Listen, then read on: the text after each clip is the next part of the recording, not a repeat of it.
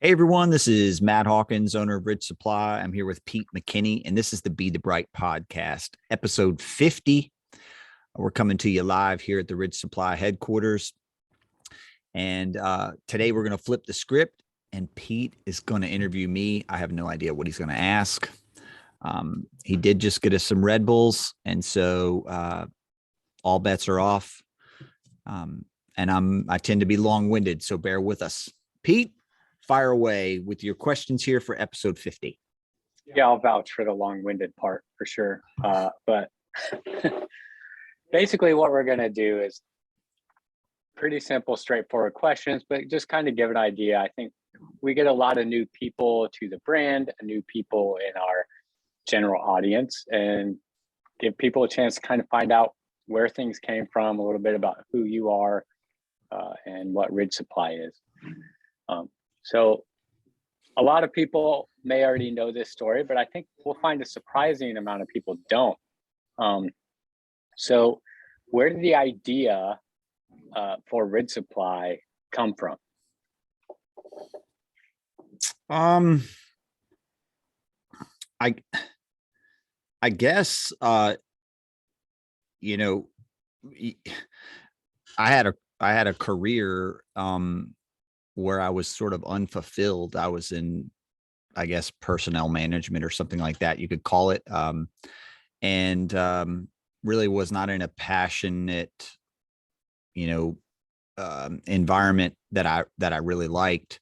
And cycling has kind of become my primary focus since college. I was a swimmer all the way through college, and after college, cycling became my sort of, the thing that I did athletically and loved.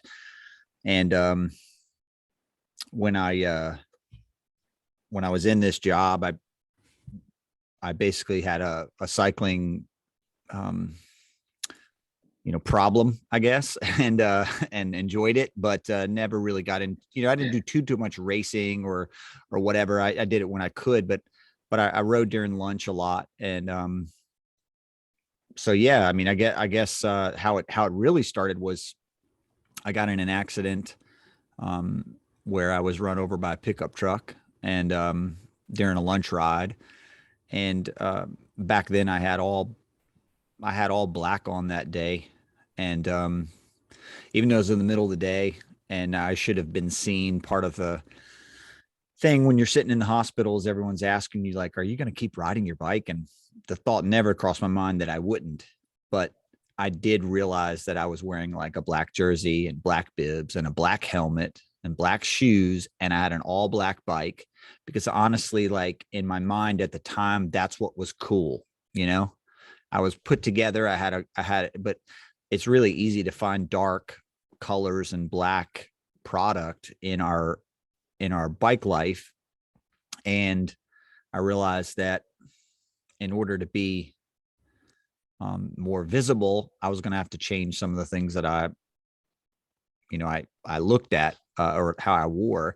And so what I did was I just did some research on what makes people that are driving cars notice cyclists. And what I found was this premise called, biomotion mechanics. And essentially, like, if you're driving your car as a human, you will notice another human's movement and recognize them as a human. But they have to be doing something that you recognize as a human movement. When you're driving, there's so many visual impacts that you're getting and stimulus that you're seeing, and your brain is like cataloging all those things, and you don't notice. You're not looking for walkers or babies in a stroller or dogs, or you're looking at road signs and trees and road lines and oncoming traffic and all these things. But when you see a cyclist, if they're doing something that you recognize as a human motion, you will then treat it like it's a human. And the thing that catches people's eye is blocked color, not just bright color, but blocked color. And so I started the process in my head of just like, how could I wear blocked color? And I realized that the only part of your body that's really moving, that's visible from the back, behind you is your feet and your socks. And so that's where my idea started. Now, granted, if you go back to that time, that's just like a crazy man's idea that like I would have a blocked colored sock and that somehow make me safer. But in that moment, anything that I could do, I was looking for helmets that had like a bigger surface area in the back. I was looking for jerseys that had bright pockets in the back, just because when you're hunched over and you're on your bike, you're a much smaller visual thing than when you're standing there upright with all your kit on. And so I started to kind of like look at it from that angle. And so Ridge Supply kind of started because I took a tour of Defeat, a factory with Shane Cooper, who's the owner there. And I was sort of the high vis poster child after this accident that I had, because I was wearing, their neon shoe covers or their neon arm warmers. And I went out there to meet him, and I took a tour of the factory, and I realized that you could, design your own sock and make your own sock. And I thought it'd be fun to kind of just dabble in it and make one for myself. And at the time I knew that the ridge lines of the pattern that I had, was very trite from where I'm from. Like I've said before, if you're from like Asheville, North Carolina, or from where I'm from up near Charlottesville in the Piedmont of Virginia, like everything is Blue Ridge. Every business is named Blue Ridge. You see it everywhere. But because I'm at the coast in North Carolina now, I really wasn't around it all the time. And I decided to take that pattern because I hadn't seen it on a sock. I hadn't seen anybody do anything with a contour line. I'd only seen horizontal lines. So I took a contour line, designed the sock, and it let me have blocked color on a sock. And Ridge Supply was kind of born out of that. At the time, and I've told this story a bunch of different ways, but it's all kind of the same thing. Like essentially, like I got an insurance check for all of the items that were cut off during the ambulance ride and all that stuff. So basically everything I was wearing was ruined in the accident. And that the total of that amount was like $827. So I purposely took that check and that amount, and I bought that many pairs of socks, which back then was 144 pair. And I was able to get those first socks in. And because I had a regular job and was just had no idea what I was doing, I just decided to like take that money. And when I sold them, I took all the profit from that and reinvested it in another pair. So I was able to do that for a while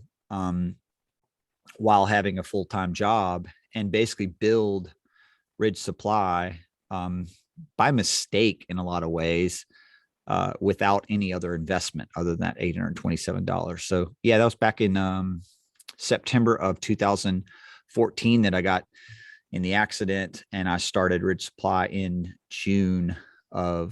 July really of 2015. So we're coming up on the 7th full year here at this point. And the name and how the company was born, or how everything else was, like my son was actually named Ridge, and I come from a building supply background and career, and so I hadn't really heard anyone using the word supply in our industry. It's common in some other ones, and I wanted the name to not be. A lot of cycling brands have a cycling name. And it's kind of limiting a little bit. Like when you name something back when you're starting, you don't know what you're going to do. I didn't want to have a name that was like so cycling specific, like Velo something, or, that where like, it's really hard to do something else, or grow or get bigger or do some totally different genre or style. And so I thought Ridge Supply was something that would give me the outdoors range to, to grow. And so, of course, we haven't gone crazy on it, but the premise is still there that this brand can apply its theories of color and ridge lines and blocked visibility and functionality into a lot of other styles. And so it isn't just a cycling sock thing. And that's where the name sort of started, with that background of, and honestly, it's funny now to say it, but like, I had no idea what I was doing, but that's why I did it. I named it like that. I always used Patagonia as a reference. They started with Black Diamond, I think, if I remember correctly, and they were making like iron forged like things for their mountaineering, and they started hand sewing shorts or something like that for climbing, and it just is snowballed. And then Patagonia comes along, and when you start off as something, as one thing, and as you grow, you just need room to grow, or not, but you need room for that. So the name Ridge Supply gave me a little bit of that hometown mountain feel, and then also leaves us some room to to do anything in the future that we'd like to, that fits in. Yeah, and I think we'll get to the future, at least, as we in the future. We'll get there in the future. Yeah. Yes, we'll get there in the future of this podcast.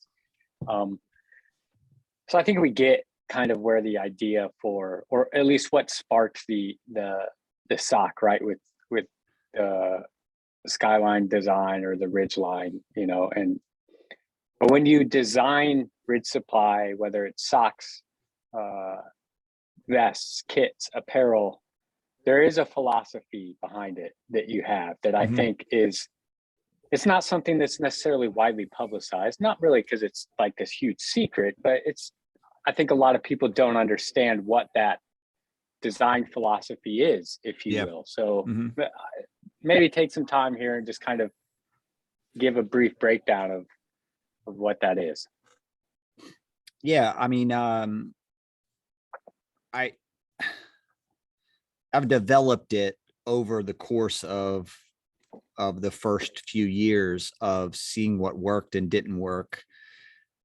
But the idea behind, in a lot of ways, 5 different colors, that's what fit on the sock, and blocked color in a functionally visible package has kept me in line from a design philosophy. The other thing that we've held fast to is no text or logos on a sock. I mean, it may sound like dismissive of other folks, but a lot of style in the cycling world comes from professional teams, and their sock style is some of the worst and probably most damaging to the design world of the rest of us. And it's because they promote a white sock that just has a very small logo on it as the pro look. And it just, in my mind, it just could be nothing more, boring. I think on that, and I know you and I have talked about this before, like the pro look of the all white sock or the all black sock. Yeah. Pros wear that because they are beholden to sponsors and teams that require them to wear that. And I think you and I both know that if they could wear whatever they wanted, most of them would probably wear a more brighter, colorful sock. And we know many that do quite a bit. Yeah. Yeah. I mean, I do think that there's an element, like when you get to that level or close to that level, that you have to look the part. And also there's a certain, there's definitely a thing with white shoes and white socks, period. Like, I mean, you can't hide it. If you get to a certain level where, like, that's expected. And I think that's okay. And that's not what we're selling, which is fine. But what I was trying to avoid in the design of the sock was to fall into the trap of, if you have a team and you have a logo or whatever and your name, that somehow you put that on the sock and that's what people would notice. And the reality is nobody sees that. Nobody knows what it is. You can't really see it in a picture. And in my opinion, it's just not impactful. So what Ridge Supply was able to do, which honestly still, it blows my mind, is, the design of the sock is so visually recognizable, compared to almost everything else that's out there, that that's really the only marketing that we do. There's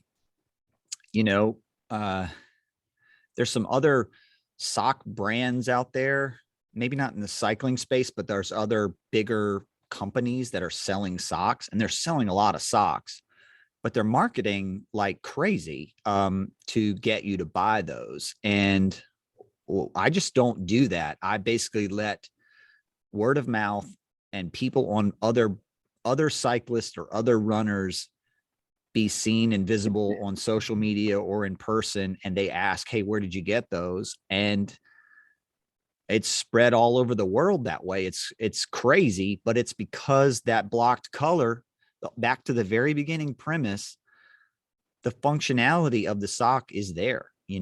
It's seen, it's recognized, and we use a pattern that is something that from a distance, you're like, oh, what is that? And I realize that's probably not for everybody, and that's okay. But one of the design philosophies that I've incorporated is, as I've learned more about color theory, or I've learned just kind of what sells or doesn't sell, is that, most people are trying to not be noticed, in general. You want to look good, but you kind of want to look good because you're put together. And I'm a little different. I dress sometimes like a total buffoon. True story. Yeah.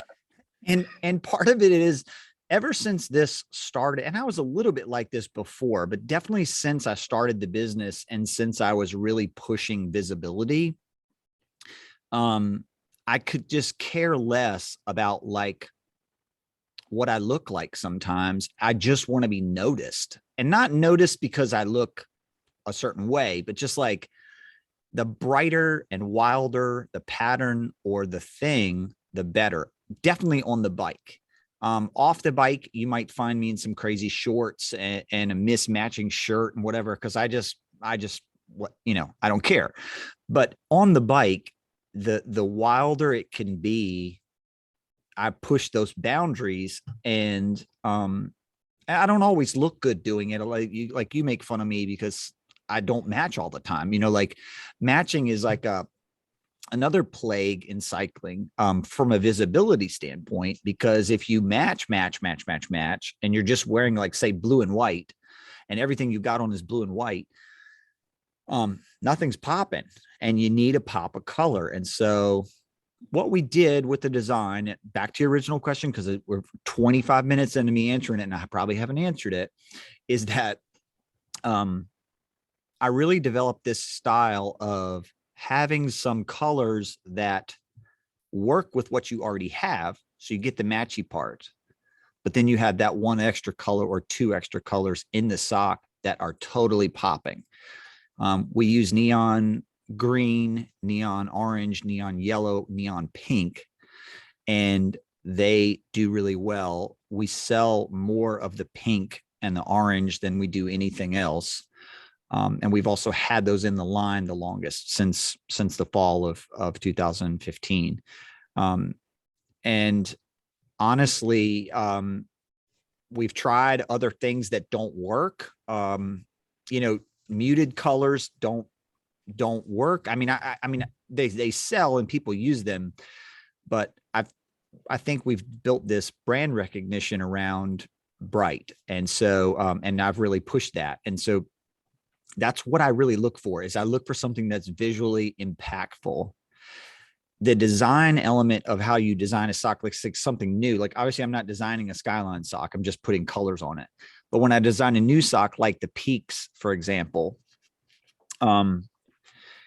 I had a more intricate design than what we were able to produce, but Defeat can only do what the knitting machine will let you do. So there's only so many colors that you can use. There's only so much stretch that the sock can have. And the sock is knit in a 360 cone.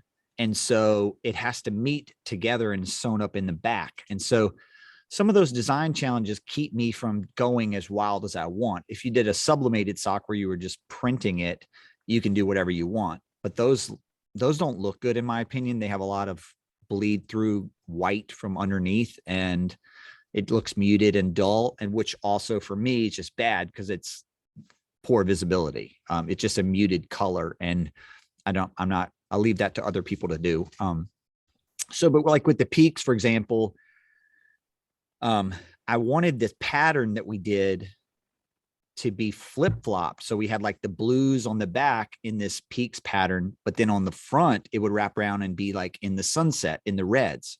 And it was awesome. And it kind of had this like Navajo kind of vibe, and it looked really cool, but they couldn't knit that much color into it. And so I took all that red and yellow off the front and just left it one color. Out of necessity. And then what was produced is a really unique sock because the back of the sock has all the blues. The side of the sock only has half of the blues and all these peaks. And then the front of the sock is just this really bold color. And what's cool is almost by mistake, you end up having this sock that has this 360-degree different angle, much like we did with the Alpine sock.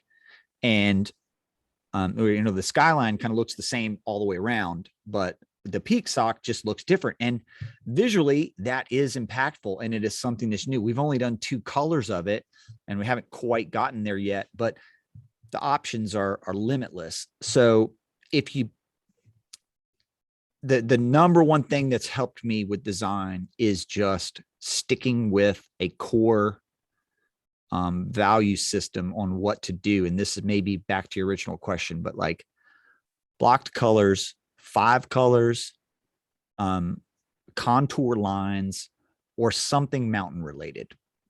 And that's basically what we've done. And we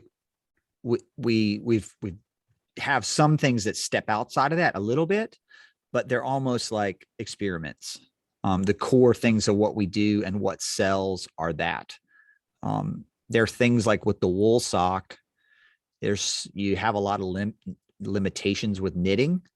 And so that's basic double gap. So it's just like the top cuff part of what is a Skyline is all that's left, and the rest of it is one color.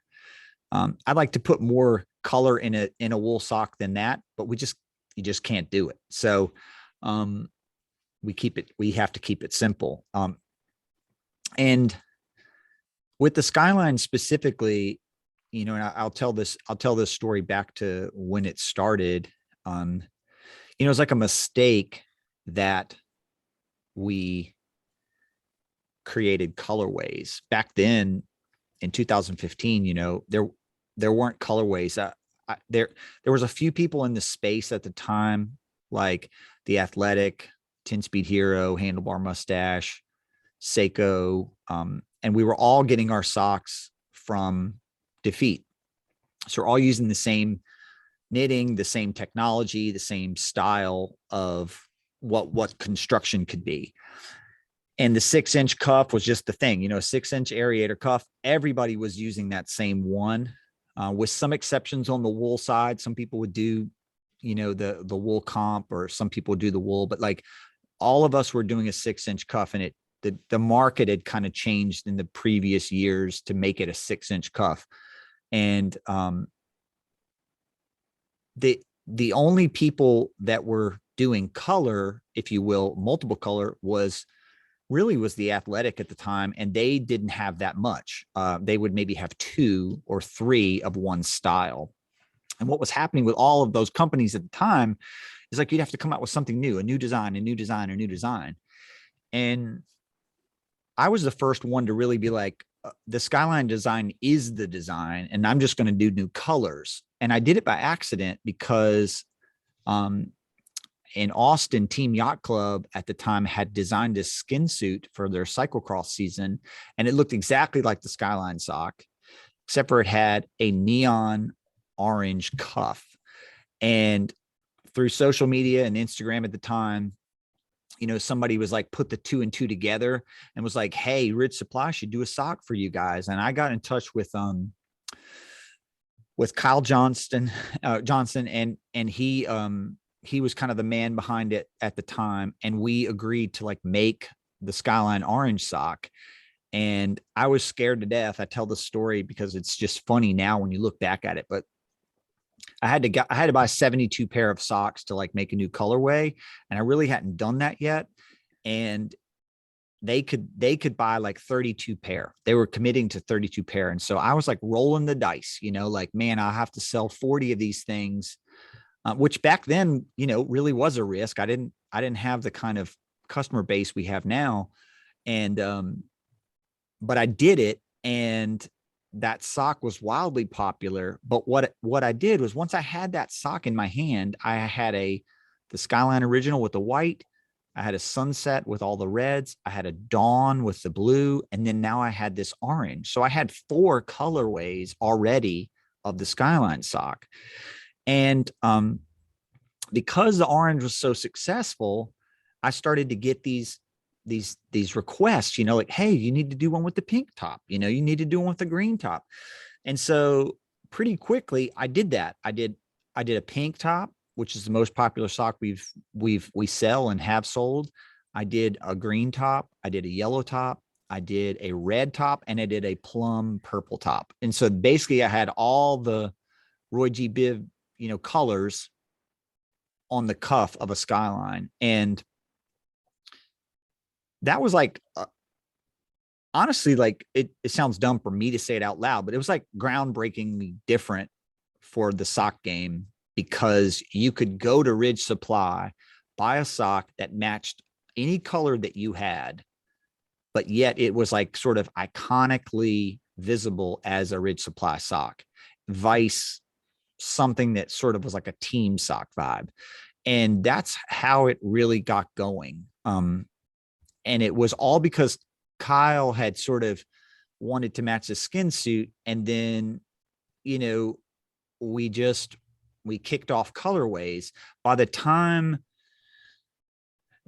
anybody else really in the game had sort of caught up to that, honestly, it was like too late. Like we had claimed it. We'd claimed colorways. Now I'm not saying like people can't do it, but we had developed this sort of, style, this genre of like, you don't need to have 45 different styles. You just need one in 45 different colorways.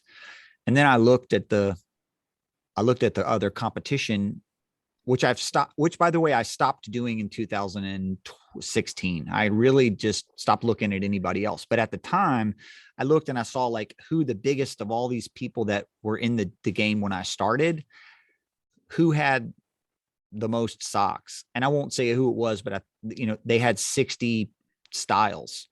And so I just said to myself early on, because I was being like, not David and Goliath, but I was like, well, I'm going to have 70. So I started building inventory to get to that point. And I got to that point, got a little bit bigger. I think maybe the most we ever had was like 80 or 90. And eventually you get too many socks on your website and people just don't buy all the stuff at the bottom, which is fine. But in building the inventory like that and growing like we did, it's kind of wild, because here we are 7 years later, and not many of those folks that were originally doing it are still in the game, or they've changed hands or whatever. And I was able to do it until a month ago by myself, until I hired you and brought you on board. And that's been one of the unique things about the journey is all of with social media and with our ambassador program and everything else, there's so many people involved in this other than just me, obviously. But as far as the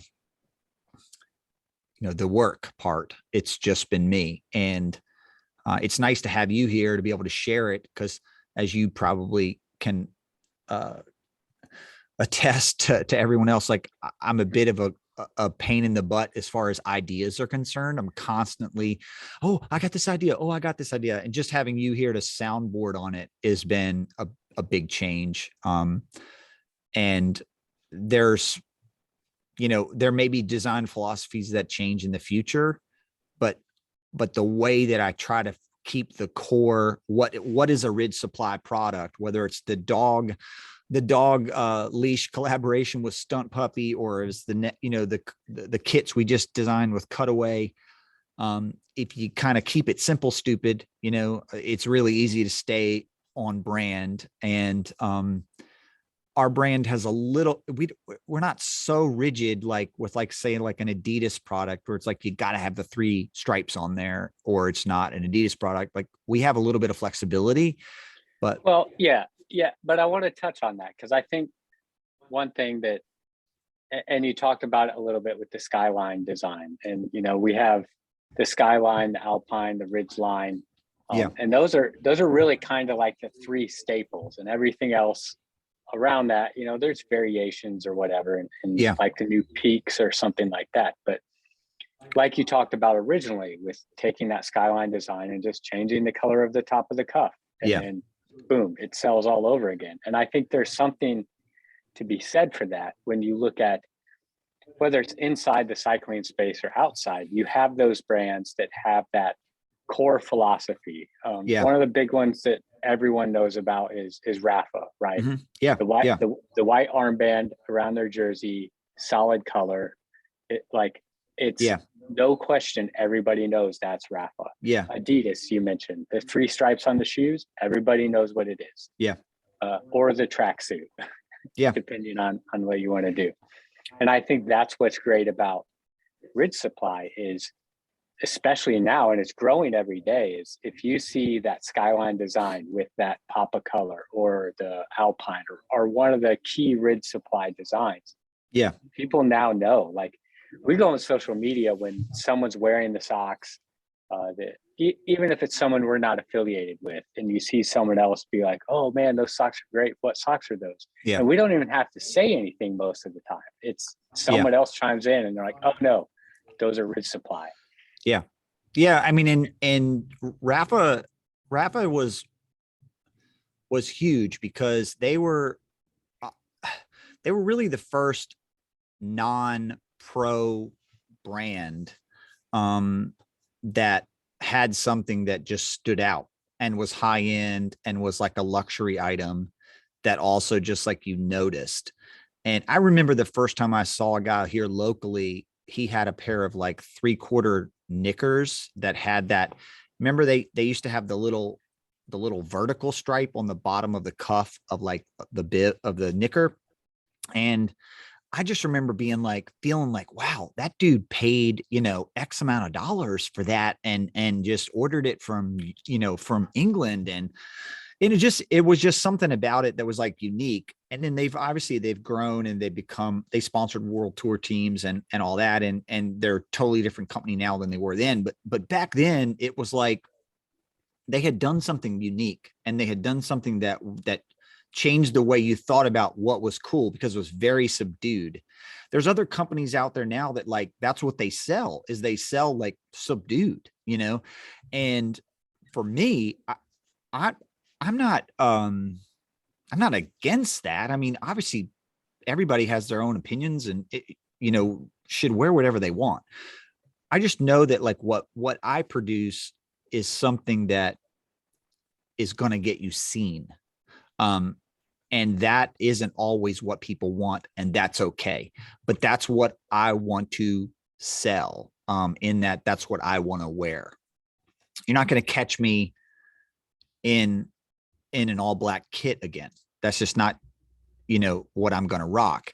But the kit that I sell and the kit that we wear, and coupled with the socks, is something that is highly visible on the road. And I know this because I've been doing this long enough where I've been to enough group rides and been to enough things where,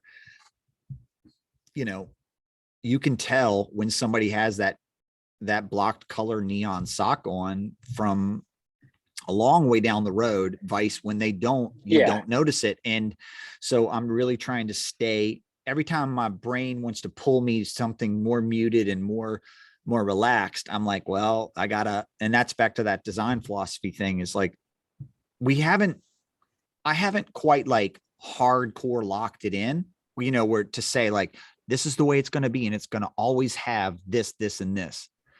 And I don't do that because I feel like there's a lot of joy in creating if you have a little bit more rope, but that's where we've, from the kit side with Philip at Cutaway, I mean, we've done so much kit in the last, 7 years that it's insane. It's insane. Cause I get every one of those, I get one of the jerseys, and when you look at the iterations, they're all kind of similar, but it's been subtle differences and subtle changes, or we try something on the sleeve, or now we're doing things on the pocket because the back pocket is the bright, thing that pops. And, so yeah, I mean, I hope people appreciate it. I hope that people understand it is not just obnoxious to be obnoxious. It's supposed to make you feel, I always said like it was, if you're going to pick between form and function,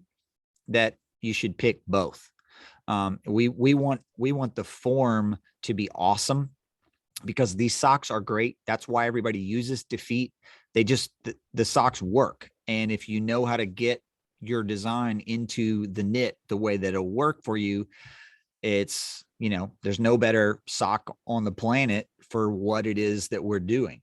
And so the form is there. I don't ever have to worry about like, is the sock going to work for a cyclist or a runner or whatever? They do. And I know because I use them every day.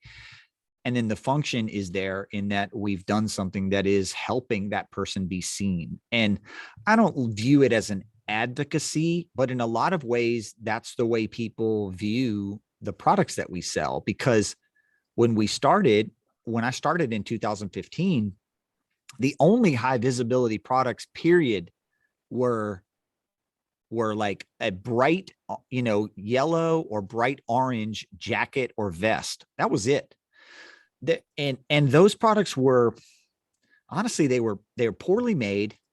They were poorly thought out. And from a visibility standpoint, while yes, you do see them, they look like road signs at a long distance away. And there's not a whole lot of there's enough research into that to like make you question it, but it's really true. Like if you're on a bike and you have a bright orange vest on, which is highly visible, I'm not going to deny that, but at 300, 400, 500 yards down the road, quarter mile down the road, you look like anything else, like anything that you would normally see on the side of the road. And it's hard to tell, is that a rider or not? And that isn't a bad thing. It's just not enough. And so part of everything that we're doing is trying to give people an edge off of what was standard. I think it's important to point out that one of the things that I know it's from my perspective, and I'm sure any of the listeners or customers of Ridge Supply will also agree with, is it takes the safety of high vis, which high vis has it's got a stigma to it, right? Oh yeah. Oh, 100%. Community. Yeah. Like if you go to most average, we'll call them your T&W rides or whatever. Yeah.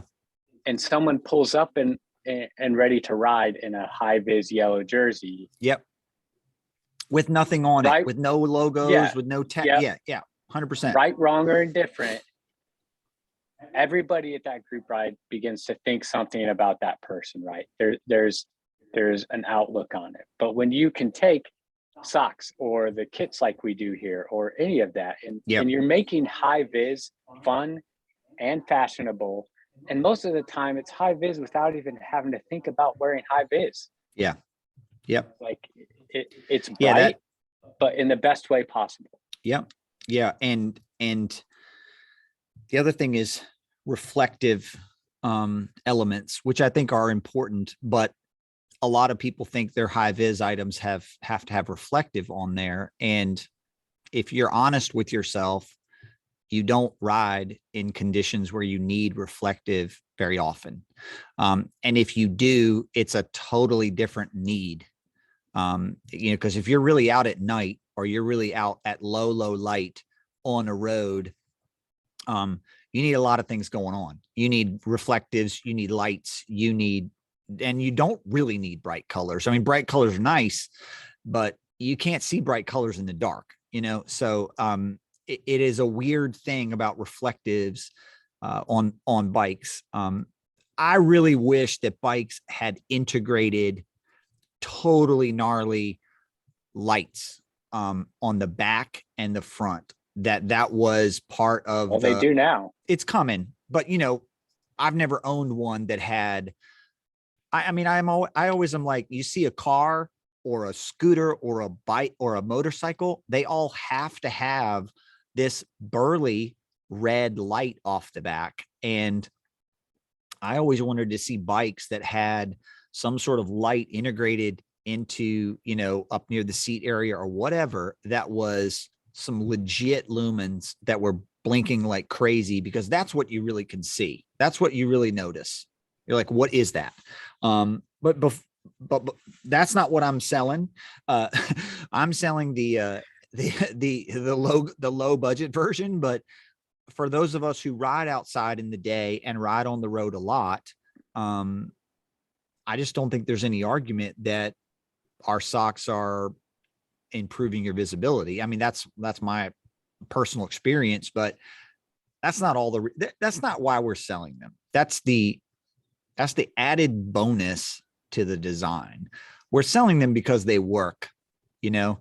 And it's a low cost item that is not offensive to other things that you already own. There's enough stuff to buy. This is a high cost of entry sport, especially if you do it at any sort of frequency level. It can, it rivals anything else, probably short of golf, of as far as what expenses it cost you.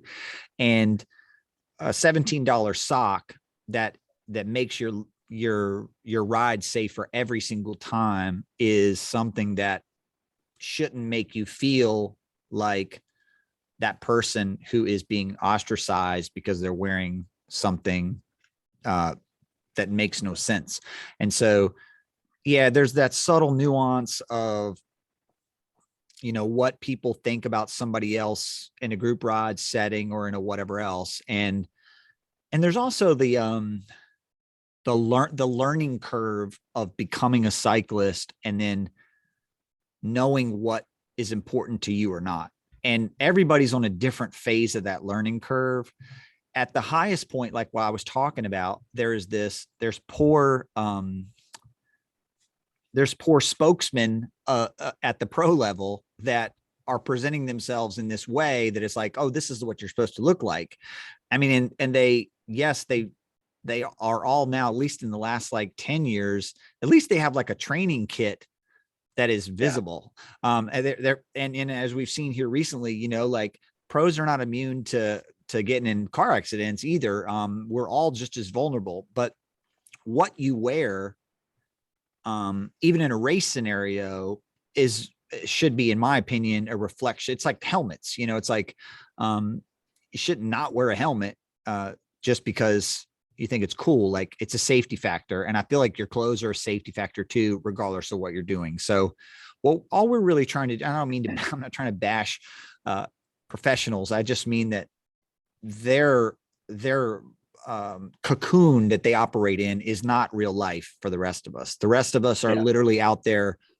All we're doing is riding with the tractor trailers and the dudes rolling coal on us. And, that's our everyday and our only outlet. So we need as much help as we can get. So Yeah. I mean, um,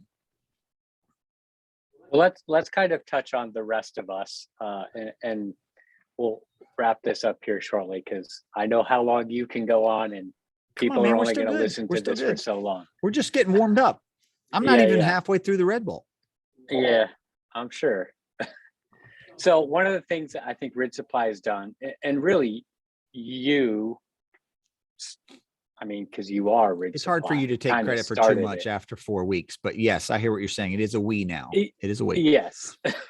um, is you built a community around this brand that's a little bit different, I think, than what you get uh, in the rest of the cycling industry. Uh-huh. So I've been ambassadors for other brands, and most of them have we'll call it a social media requirement at the Yeah. least. Like, hey, we need you to do this many posts a month and talk about this. And they'll send you basically, it was akin to like a press release, right? Hey, here's this new product. We're going to send it to you. Here's what we want you to say about it. Yeah. But I think part of what's been great about Rid Supply is we have the Arsenal, Rid Supply Yeah. Arsenal, right? Mhm. Which is our group of ambassadors. Right. And one of the great things is that they do have a lot of involvement in the brand, and they will even more so going forward.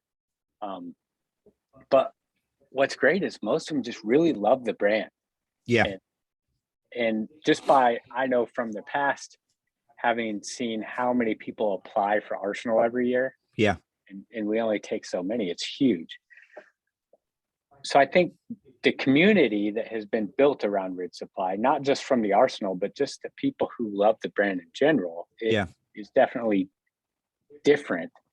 And like you said, that's kind of where a lot of the marketing comes from. So Yeah. how do you, I mean, I know it's important. I don't want to say how important is that, but like, how has that influenced basically how you've grown the business or run the business? Yeah. I mean, it's a weird, honestly, it's a weird question to answer because I don't really know. And somebody like you who actually, that's how you got involved. And that's how you started. And like I found out on the last podcast, you applied and didn't get accepted, and then had to reapply, and then became part of the brand. And you're a local, so you're somebody that I was seeing. And you know how it is, like if you have a local scene that's kind of tight knit, it might take a couple rides for you to kind of notice or get in touch with somebody or talk to somebody. And there are times, for sure, especially in our local scene, where we have a lot of transient folks that come and go. I don't know everybody. I mean, I don't, but I do notice people, obviously, because we're not like we have 500 people come to a group ride.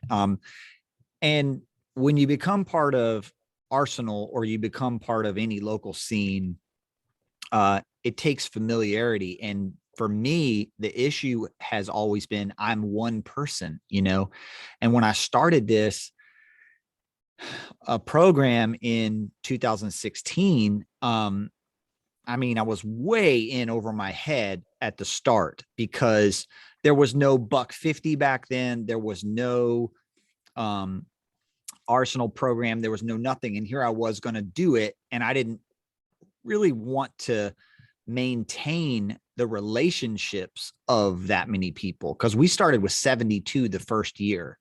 And then every year since, I've added 72. That is a lot of people to even know who they are, communicate with them, manage their expectations, etc. And also every ambassador program that I've been around, and they have changed a little bit, and I'm not taking any credit for it, but they've changed a little bit recently. But the advent of social media really changed it. In the beginning, I thought I had come up with this great idea. I was going to do Arsenal and do 72 people, and I was going to use them to help promote my product. That was my goal, right?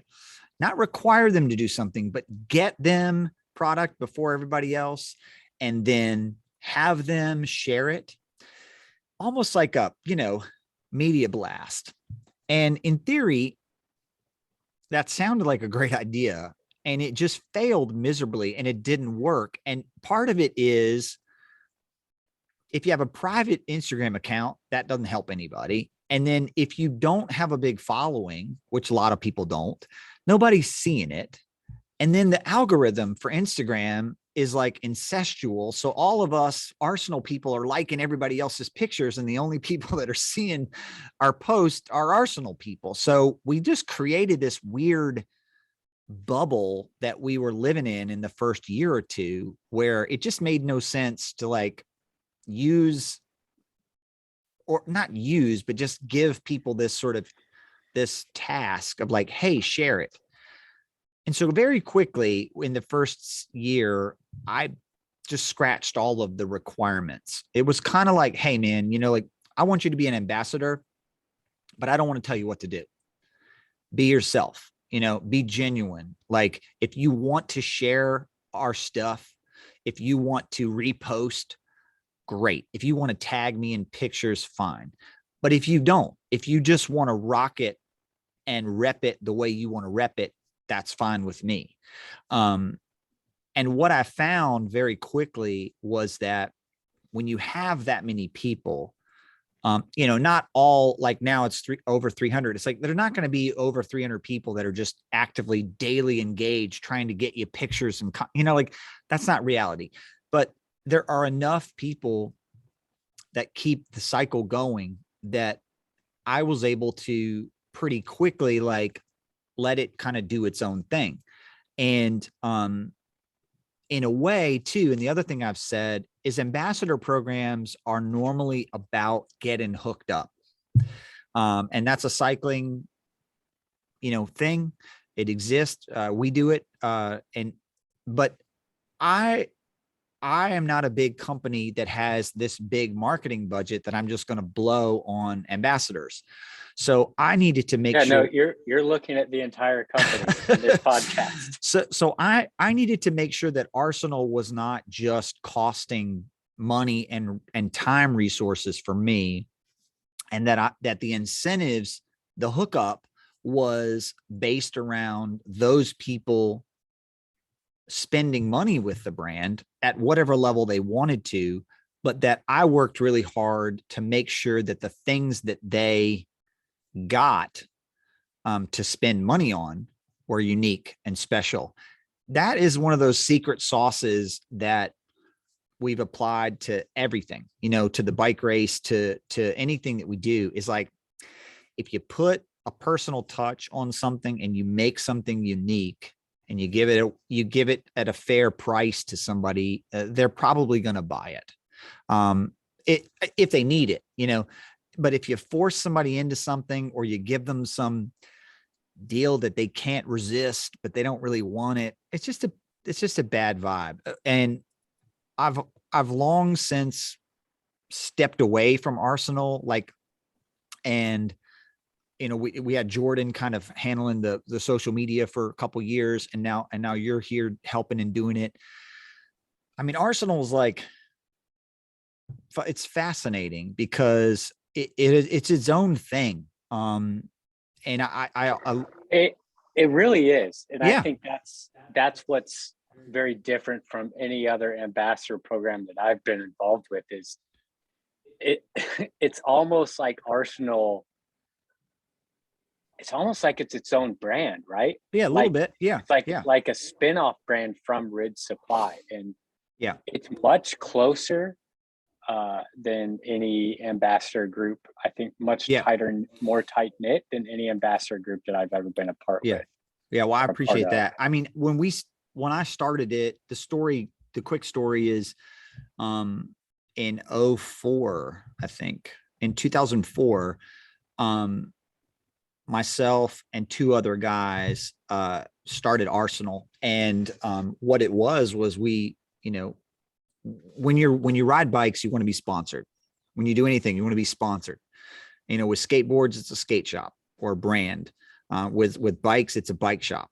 You find a bike shop and you get on a team and they sponsor you. Well, bike shops are like every other business, like They're trying to make money on you, and they're not really trying to spend money on you, and that's okay. And what we realized was we were spending a lot of our own money privateering, doing races and stuff, and we were spending a lot more money than we were getting in return, which was fine, and that the model was kind of broken about being sponsored by the shop. So we just started our own team, and we called it Arsenal. And the premise was that the Phoenix, that's the symbol, was about rising up out of the traditional model of just like shop supported teams, and that we could do it on our own. And I bought like Volair jerseys, blank jerseys, and I had them screen printed with Arsenal on there. And we did we had an 18-hour race that we were supposed to go and do, and we didn't tell anybody. We showed up there, registered as Arsenal, and did it, and we won by like a lot. I mean, we crushed it. And granted, this wasn't like, you know, the national championships or anything, but we did a really good job. It's a big deal. And people are like, wait, I thought those guys used to ride for that bike shop. And we're kind of like, no, we're doing our own thing now. And it wasn't really in response to the bike shop. It was more in response to the fact that you could privateer and promote yourself. And even then I thought to myself, why couldn't this exist anywhere? Why couldn't you just join? I still have this thought. Why can't you just be part of a team that isn't like paying for you to go do stuff? You know, you're going to pay for it anyway. You were going to go do the races anyway. Why not be part of something that was supporting you, but like you're a grown up and you support yourself. This is your hobby. This isn't like life or death. This is like something you do for fun on the weekend. Like, and so Arsenal was always of that premise and vein. And when I wanted to do this ambassador program, I reached out to those original guys and I was like, hey, can I resurrect this? You know, can I brand it like this? And they were like, heck yeah, this is what we always wanted to do. And so I did that. And what's cool is that's kind of what it is it's like, it's its own thing. No one's beholden to Ridge Supply or to me or to some sort of, like you said, brand guideline. They can do what they want, but they're part of something that is tangible, that has benefits, but meets them where they're at. And that's the other thing that's really unique. We have folks that are Arsenal members that are incredible athletes. And we have a lot of folks that love what they do, and their ability is not the thing that sets them apart. And that is the beauty of this program. It's not a group of people that have all these accomplishments and we could be like, well, they're famous bike riders and we've paid them to be ambassadors. And then again, they don't all look the same. They're not all the same, you know, the same gender, the same weights, the same whatever. They don't look the same in the kits. Like they're just real people. And we did it that way because when we do applications, all you give is a name, an email, and you have a place to say why you want to be an ambassador. And that's all we judge. We don't see pictures. We don't see anything. We just hear what you have to say. And it's been a great way to pick this cross section of Ridge Supply customers, honestly, and then build a community out of it, because no one is expecting, you know, that they just joined some pro team or some sort of regional trade team or Devo team or whatever the models are that exist. It's a collective group of community.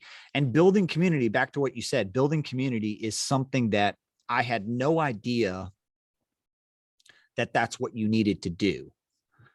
When you start a brand, like now people know, oh, you got to build community. You know, it's like part of this buzzword thing.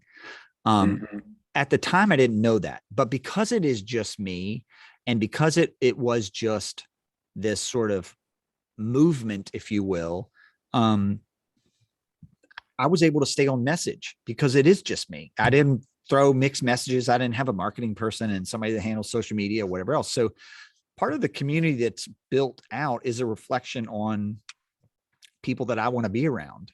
And that I want to ride bikes with or run with or whatever. And that's cool too, you know?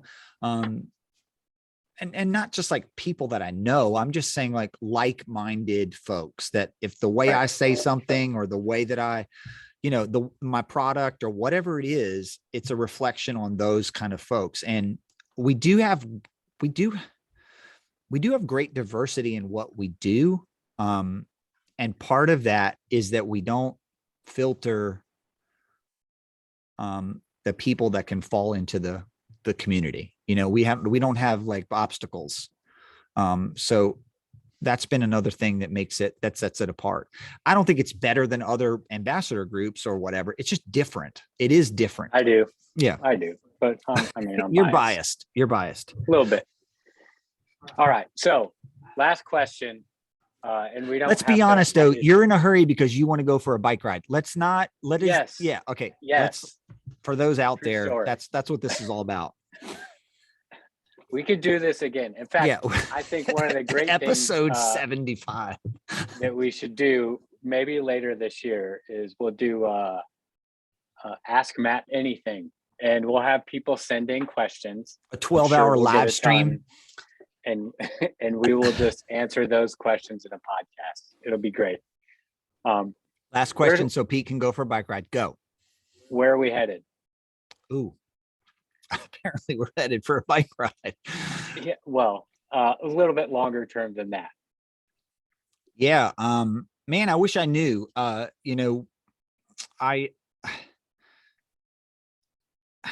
have a plan. Obviously, like anybody would. But I'm not beholden to it, and we will not be a failure or success if we don't achieve it. I think the last 3 years has shown in more ways than you can count that your plans are worthless. And we've been very fortunate to have survived COVID, to survive 2 failed race years, and me be able to do all of the last 6 years by myself, and now have added you. Where Ridge Supply I think can go and what it can be is, I hope, is still a small, agile brand. I have no designs on growing and selling, which I know is like, it's not a bad business model. That's what a lot of folks do. You sort of build this brand up, build this business up, so it's primed to sell it, and you sell it.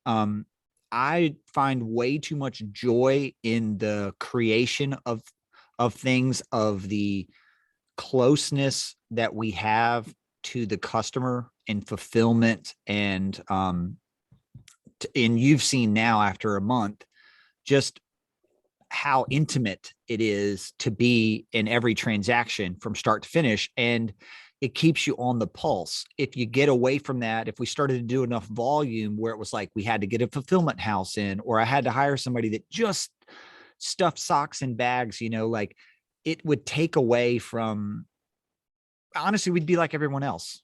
If I'm honest, like whenever I order something and I just get a package in that has the product stuck in there and that's it and nothing else, I'm always just like, dude, like, wow, like how lazy do you have to be to not even give me a receipt or anything? And I know that that's the way of the world, but that's not the way we want to head. I want to continue to be able to do things that are fun, that are creative, that are collaborations. That's where my heart is at, in the collaboration space. I don't need to sell sunglasses of my own. I need to partner with people like Gooder and like do collaborations. I need to continue relationships with people like Cutaway, even though I could go out and do my own thing. I don't want to do my own thing. I do the socks, and I do them very well, I think.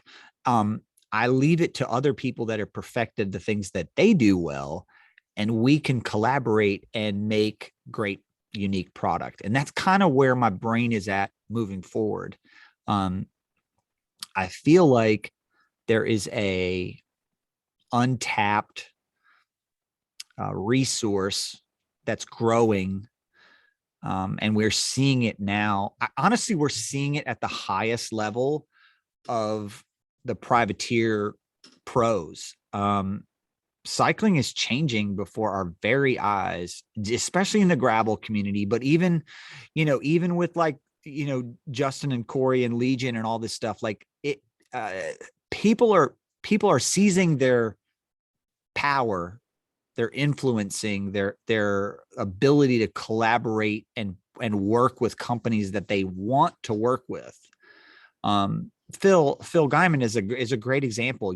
Like I didn't reach out to Phil. He reached out to me. I don't know Phil. He called me and wanted to work together. And that's not because we're great, but it's like I'm just a one piece of his bigger puzzle. But that's been 3 years ago now, and it's been great. It's been a great relationship. But it works for him and it works for us, and it's genuine. And I feel like that's where this brand is headed, is into new territory that is creating products that don't currently exist, that push fun, visibility, color, and help bring awareness to the fact that that's important. It isn't just fashion. It's a functional product. I don't do a good enough job of like really pushing it, but like all our socks are made in North Carolina. All our stuff is made in the USA. We do the most pared down packaging and plastic free. Our bags are all biodegradable and recycled. We cut down on every little bit of like overhead and infrastructure and everything else. We ship our stuff to the postal service. It's like, you name it, it's really hard to get a product as efficiently as we're doing it. And in order to do that, in order to make a successful business, you have to sell a lot of socks. And so selling a lot of socks is something we've been able to do, which I never thought was even possible. And yet still nobody knows who we are in a lot of ways, but we're kind of like that brand that everybody knows, but nobody knows yet. It's like they've seen it. Oh, well, and so the growth potential is huge. I always say, like, everybody needs socks and underwear. And we're coming for the underwear game if I can ever get my act together. Cutaway, super cloud underwear. Yeah, super cloud underwear. But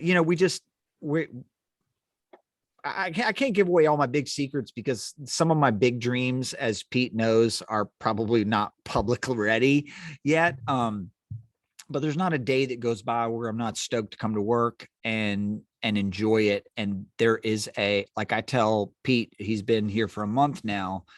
It's like, I'm trying to live the lifestyle and not just work. I work a lot and I don't complain about it. I love it. I'm obsessed with it, and that's good. But I want to still ride my bike. I still want to be around my kids. I want to have the freedom of owning your own business in a lot of ways. But I want to be here creating and working with customers and coming up with new things all the time still, 7 years in. And that's a good feeling. I could be burnt out, and I'm not. I'm invigorated. And I think that the future is, going to be me cooking up with Pete here on the stove and seeing what we can cook up.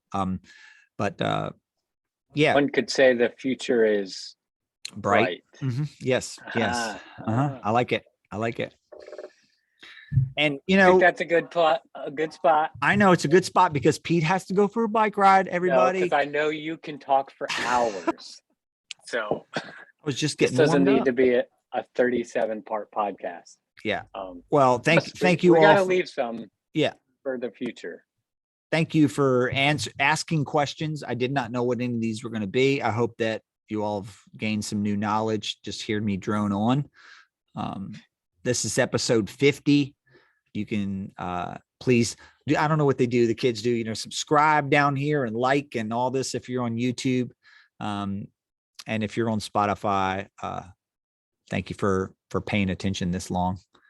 We'll be back soon with our next guest for episode 51. That's a surprise to both of us. And Be the Bright Podcast, episode 50. Peace.